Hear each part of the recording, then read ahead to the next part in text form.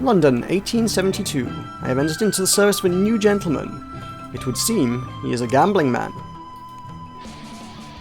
What's the haps? I'm Moroka. And welcome to what now dawns on me is a really long title sequence. I remember because I did this last time. Yeah. This is a game that I looked at before. It is a game by Ben Nicholson. It is a game by Tom Kail and Laurence Chapman and Alan Dukes. And it is called 80 Days! There we go, we have a title sequence. Yeah, I looked at this on my channel before, and I played it on an Android emulator, back when it was only out on iOS and Android. And the interface did not work properly, it was only semi-functional, and the performance was awful, and it was not a well-received series. Actually, it was a pretty poorly received series, all things considered. So, I'm going to give it another go, because it's now out on PC. It came out on PC a couple months back, and it is, in my opinion, one of the greatest narrative works in video gaming, and this is Narrative Month, and I would very much be remiss if I did not share this with you. So the proposal here, from me to you, is that I will read you a story, and you are invited to listen. If you wish to hear the story of how Phileas Fogg and his manservant Passepartout decided to try and travel around the world in 80 days, yeah, stick with me. You'll do good by me. Anyway, or I'll do good by you. I don't know, whichever way that one works. I'll tell you a story, and you can listen if you like. It'll be fun. Right, that's the plan. Let's begin in London, where our story commences. It commences at sundown, apparently. Monsieur Phileas Fogg returned home early from the Reform Club, and in a newfangled steam carriage besides. I helped him down, and the iron-lunged, steam-driven horses clattered away. "Passepartout," said he, "we are going around the world." "Around the world, monsieur?" I added, utterly astonished. "We shall circumnavigate the globe within 80 days. He was quite calm as he proposed this wild scheme. "We leave for Paris on the 8:25, in an hour." "You are in jest," I told him in dignified affront. "You make mock of me, monsieur. I am quite serious. Pack an altimeter and my evening jacket. There is not a moment to waste. We have funds, and we are now polished. And we now know the way to Paris. Really, Passepartout, collect our things, and we shall be off. We need an evening jacket, we need an altimeter, and a wax cylinder is valuable in Vienna, Paris, and Copenhagen. We're going to Paris, so I think I will take that. Our Englishman's wardrobe should negotiate times of upper-class journeys. Let us depart on the Amphitrite Express in 20 minutes. There is little time to delay."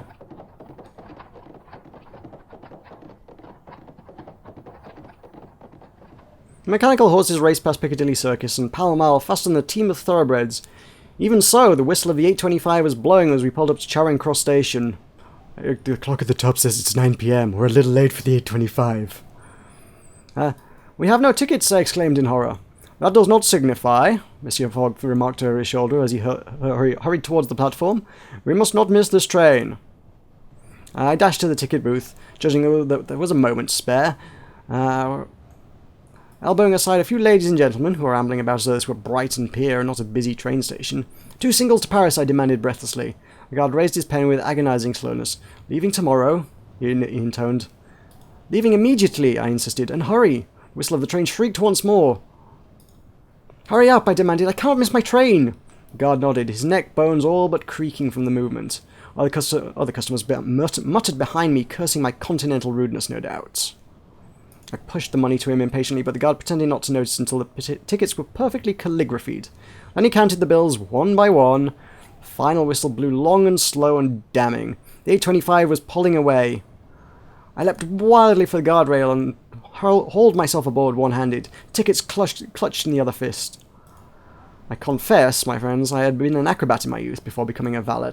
Apparently the two professions were not so different as they seemed. We were passing Dartford when I located Monsieur Fogg in one of the compartments. He looked up briefly and returned to his newspaper. "I told the ticket inspector that you would be appearing presently," he remarked, unperturbed. "Our funds have gone down a little, our relationship with Fogg has deteriorated, but we are now manicured. I am on fine form despite your efforts." "I'm at your service, Monsieur Fogg." "Ah, the bumbling Passepartout. He does not think much of me. Oh my god. The journey will be most expensive, monsieur. Indeed, but we can earn a little from buying and selling our possessions as we travel.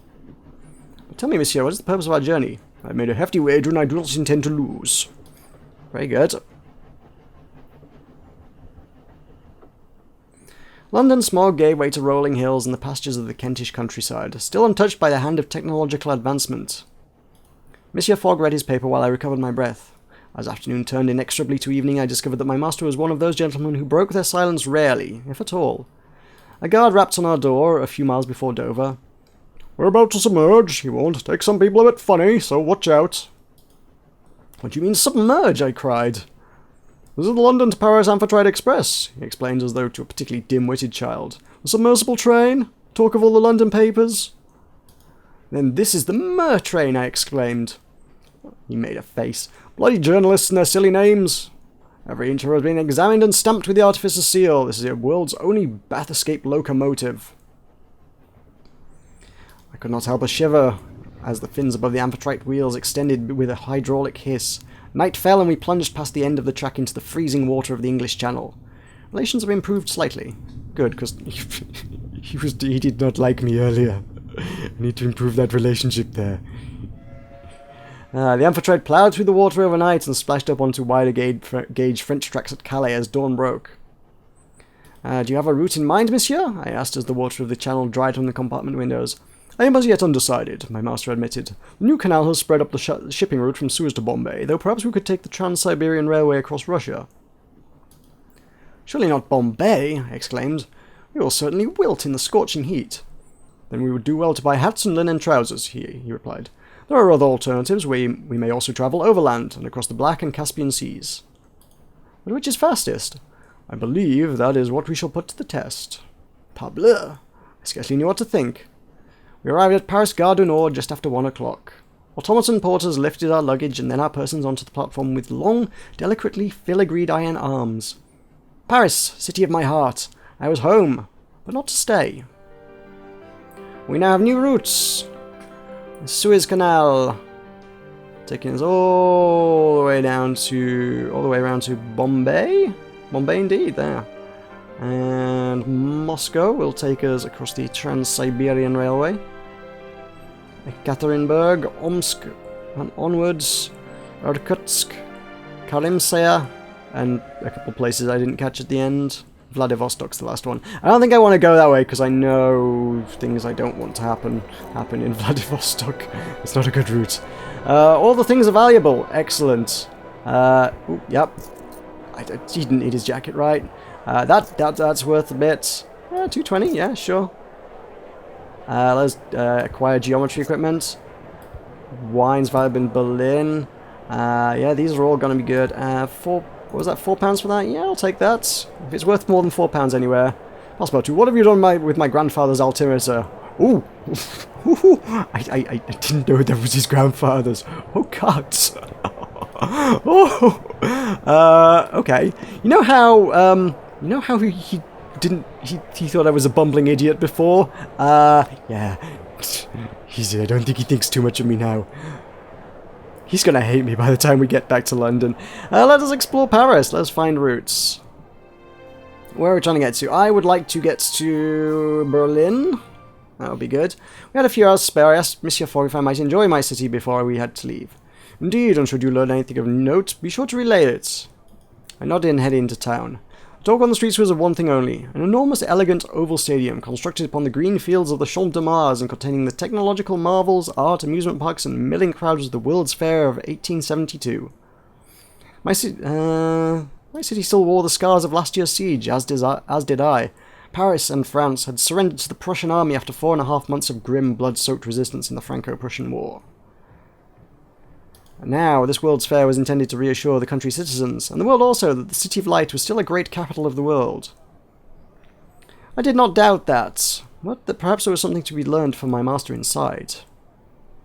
So I entered the grand illuminated pavilions of the exposition. I went west towards the airship hangar, past a booth with a husband and wife pair selling panoramic hot air balloon rides to eager tourists. I asked about their hourly rate, wondering if perhaps the balloon could be encouraged to go a little way east as well, and to contribute towards our journey. £80 for a half-hour flight, the man responded. I gasped. That is robbery. The man shrugged. We're the only balloonists here today. Are you willing to miss out on the experience of a flight over Paris? I most assuredly was, and told him as much. The man nodded and moved on to the next punter with great swiftness. I regarded the airships that filled the hangar behind him. There were a huge number on display from all over the world, and my eye was immediately caught by a twin-bladed Peruvian gyrocopter, which looked tiny and flimsy in comparison with the airships surrounding it. They say the Incas first invented the first gyrocopter, boasted the dark-haired pilot, pushing up her goggles to give me a wink. As their heirs, we Peruvians have made some few improvements. You don't see many Peruvian gyrocopters in the air, I remarked. Are they unsafe? The lady shook her head. No, they are quite safe, but they are quite hard to build. Perhaps one day soon, Monsieur Fogg and I would find ourselves flying in such a craft. I returned to the exposition centre, my thoughts turning with clouds and engine rotors. Avenues sprawled in every direction between the inviting illuminated pavilions of the exposition. An artificer was replacing an arc light, which burned out. She first disconnected the strange machine powering the lights. It had a spinning iron wheel which was wound around with a series of armature coils. I watched politely, not wanting to disturb her work. Artificers were a notoriously irritable breed. This is bleeding thoroughly in waste, the artificer grumbled in a thick Yorkshire accent. These Grammy machines are finicky beasts. Gram machines? I inquired. Well, oh, never mind. She waved my question away. It's a steam engine, all right. It doesn't make steam. Will that do? I hate explaining this stuff to laymen. I am from Yorkshire, and I can't on demand do a Yorkshire accent that well. I am ashamed to my countrymen, I know that. So, I apologise for that right there. This is the one Yorkshire character in the entire friggin' game. She turns up in Paris, and I can't do her accent. Oh well. The harshness of her tone was belied by her gentle touch as she unscrewed the arc light's globe of enamelled glass and replaced the 2 carbon rods within. She reconnected the supply and the 10 Yablokov? I guess Yablokov? Yablokov probably sounds better. Yablokov candles connected it in series, lit up once more. They are miraculous, I breathed. The artificer nodded. Their hard work is what they are. Miracles indeed. But her mouth softened into a small, proud smile. She looked at her pocket watch and cursed and hurried off, dropping something as she went. I hurried after her to return it, and she thanked me. My medallion! I'll need that to get my lunch from the canteen, thank you. I bowed in return, and she giggled. Stop that, you'll make me blush. She rubbed the coin thoughtfully. I was given this for my work in Istanbul, you know. I made a very special automaton. I think it works as a driver now, on the route up from Izmir. I think that's right. An interesting tidbit. She smiled. We artificers go all over the world, you know, she declared. How about that? Then she bid me farewell. Crowds of tourists jostled and heaved past, their eyes wide with wonder. I took a stroll down the Avenue of Nations, lined with buildings in the style of the nations of the world, and manned by foreign delegates in national dress. A most eclectic sight. The Austro-Hungarian delegation was being harangued by an artificer who looked to me like a farm boy from Provence. The artificer was pointing at one of the soldiers guarding the doorway and shouting in terrible German, Verboten! Verboten! What's the matter here? I asked the artificer, and he rounded on me. These Austro-Hungarians, he raged in a peasant-accented French. I have no idea how you do a peasant-accented French, so I don't know. I wouldn't know how to do that. How dare they? What do they dare? That! The artificer pointed. The soldier by the stand moved suddenly with a mechanical judder, and I realised he was no man at all, but rather an automaton with an enamel-painted uniform and pewter face. The artificer cursed. These Austro-Hungarians have brought their automata soldiers to Paris, even though war machines are expressly forbidden by the Guild. Who knows what danger they might represent? I turned away hurriedly. My feet was tiring and the hour was growing late. I returned to Monsieur Fogg, who was eating a meal of plain boiled beef à l'anglaise. Do you enjoy the exposition? My master inquired diffidently, as though I had been out visiting a great aunt rather than witnessing all the wonders that the modern world had to offer. We are unspeakably lucky to live in such an age of invention, I declared. It will certainly make it easier to win my wager, Monsieur Fogg replied mildly.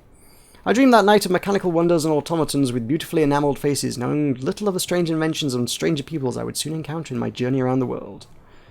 We are now polished. And we know how to get from Izmir to Istanbul. So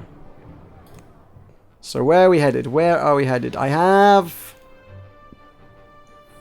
things I can sell in Berlin, right? Well, that's useful in Berlin. Copenhagen, Warsaw, and Budapest. Warsaw's over there. Okay. Shaving kit is not particularly valuable anywhere specifically. I want to get to Berlin. kind of do. Kind of want to get to Berlin. Because I want to sell that. Okay. Well, there's a message there of someone going, I hope the driver sobers up. Well, that's reassuring. Okay, next departure leaves tomorrow, so we are going to have to stay the night in Paris, I think. That does take a hotel for the night.